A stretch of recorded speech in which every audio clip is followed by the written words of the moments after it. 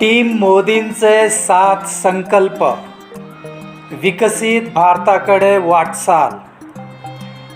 भारताला 2047 पर्यंत विकसित राष्ट्र बनवण्याचे ध्येय केंद्र सरकारने ठेवले आहे.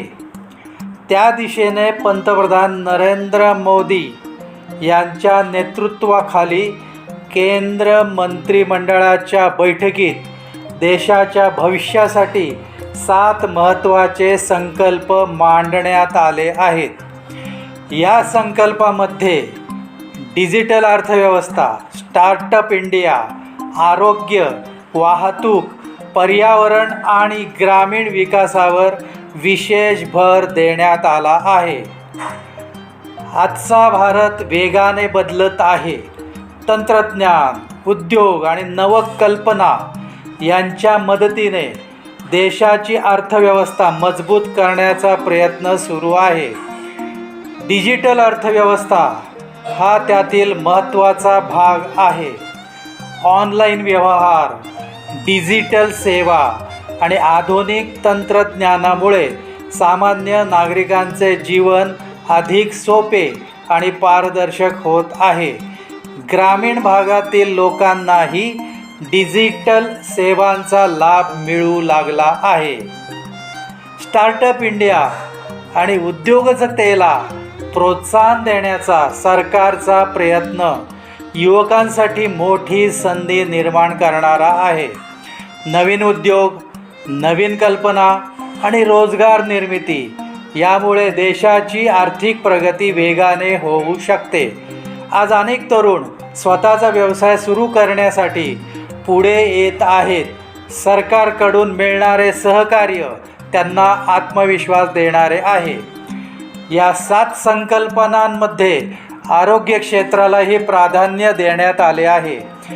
ज्येष्ठ नागरिकांसाठी आरोग्य विमा सुविधा वाढवण्याचा निर्णय हा सामान्य कुटुंबांसाठी मोठा दिलासा आहे.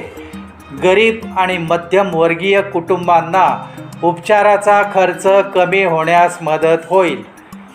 पर्यावरणपूरक विकासावरही सरकारचा भर दिसून येतो. ई बस सेवा, ई ड्राईव्ह योजना आणि इलेक्ट्रिक वाहनांना प्रोत्साहन यामुळे प्रदूषण कमी होण्यास मदत होईल.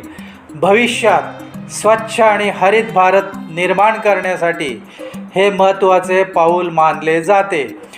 ग्रामीण भागातील रस्ते, रेल्वे आणि संपर्क सुविधा सुधारण्याचे उद्दिष्टही या संकल्पांमध्ये आहे. दुर्गम भाग विकासाच्या मुख्य प्रवाहाशी जोडले गेले तर शिक्षण, आरोग्य आणि रोजगाराच्या संधी अधिक वाढतील. ग्रामीण भारताचा विकास म्हणजेच खऱ्या अर्थाने देशाचा विकास होय. खेळ आणि फिटनेस क्षेत्रालाही प्रोत्साहन देण्यात आले आहे. राष्ट्रीय क्रीडा स्पर्धांच्या माध्यमातून युवकांमध्ये आत्मविश्वास, शिस्त आणि देशाभिमान वाढण्यास मदत होईल. हे 7 संकल्प केवळ सरकारी योजना नाहीत, तर विकसित भारताचे स्वप्न पूर्ण करण्याची दिशा आहेत. देशाच्या प्रगतीमध्ये सरकारसोबतच सामान्य नागरिकांचाही सहभाग महत्त्वाचा आहे.